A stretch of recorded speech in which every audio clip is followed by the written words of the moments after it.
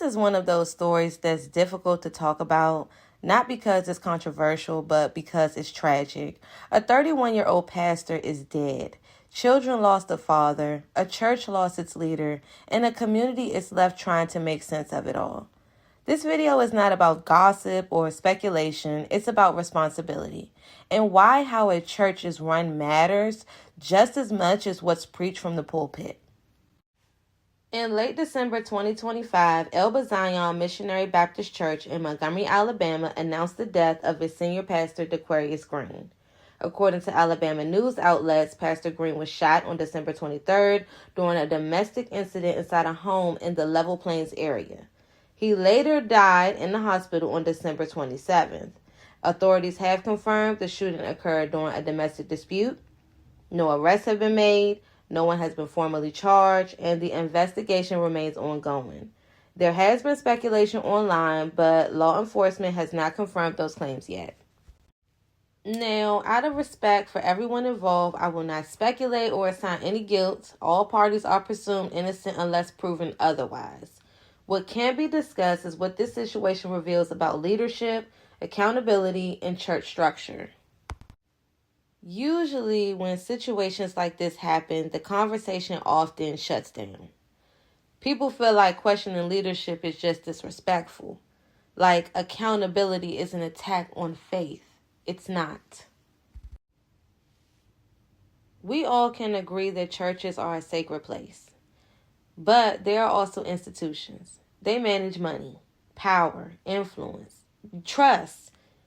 And pastors don't lead spiritually, they lead publicly.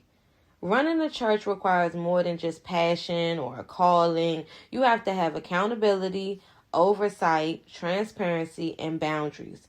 And when leadership exists without any kind of structure, everyone is vulnerable, including the leader of that church.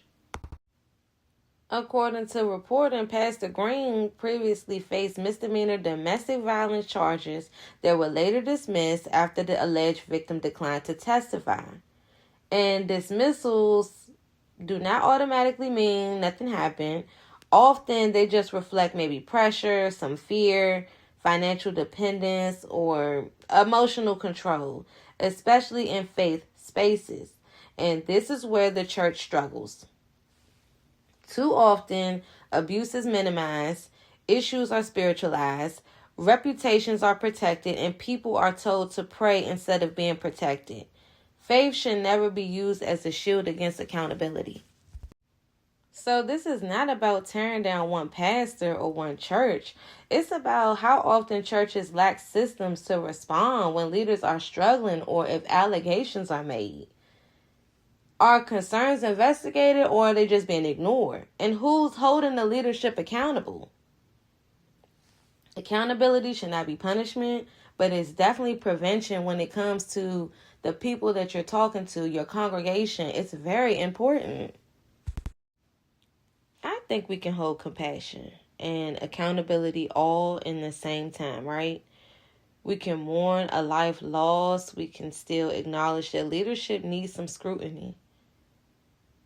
We can respect faith without believing leaders are beyond question.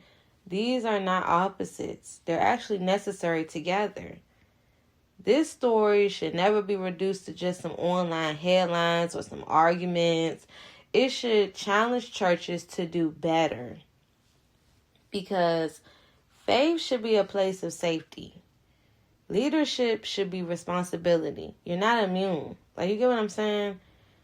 And this video was not anti-church. I just feel it's more biblical.